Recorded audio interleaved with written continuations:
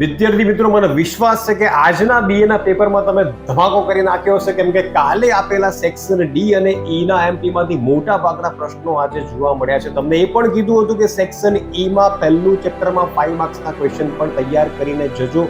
તો જુઓ, section E માં તો લોટરી લાગી ગઈ છે. પહેલો જ ક્વેશ્ચન, સંચાલનની વિવિધ સપાટીઓ વચ્ચેનો તફાવત સ્પષ્ટ કરો. તમને કીધું કે તફાવત 5 માર્ક્સમાં પણ આવી શકે છે અને 3 માર્ક્સમાં પણ આવી શકે છે. આઈએમપી ક્વેશ્ચનના વિડીયોમાં પણ આ વસ્તુ મેં તમને કીધી હતી.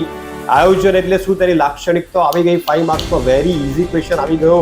પસંદગીની પ્રક્રિયા પણ તમને કાલે આપેલો હતો. ત્યાર પછી બિન નાણાકીય પ્રોત્સાહનોને સમજ આપો, આ પણ ક્વેશ્ચન તમને કાલે મેં આપેલો હતો.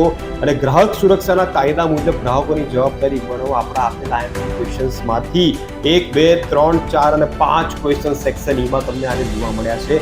આવો જ ધમાકો આપણે એકાઉન્ટમાં પણ કરીશું અને એ પણ વિડીયો ચોક્કસથી જોતા રહેજો. આપણી ચેનલ સબસ્ક્રાઇબ ના કરે તો હજુ પણ ટાઈમ છે, સબસ્ક્રાઇબ કરી દેજો. તમારી માટે નવી સિરીઝ લઈને આવવાનો છું. સેક્શન એ એટલે કે એકાઉન્ટમાં સૌથી ઇમ્પોર્ટન્ટ MCQs. તો જોતા રહેજો ધ કોમર્સ જંકશન.